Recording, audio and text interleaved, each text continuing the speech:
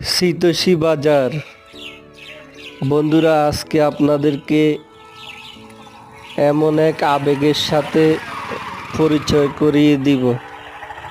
চাঁদপুর জেলার শাহরাস্তি থানার একটা ইউনিয়ন আমাদের এই শীতসী বাজার।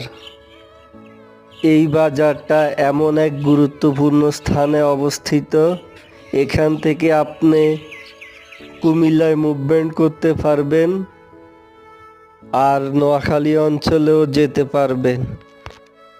অবস্থানগতভাবে এই বাজারটা গুরুত্বপূর্ণ স্থানে অবস্থিত, তাই এই বাজারের ব্যস্ততাও অনেক বেশি। আমাদের এই প্রাণের শীতসী বাজার সৌন্দর্যের দিক থেকেও কোনো অংশে কম নয়।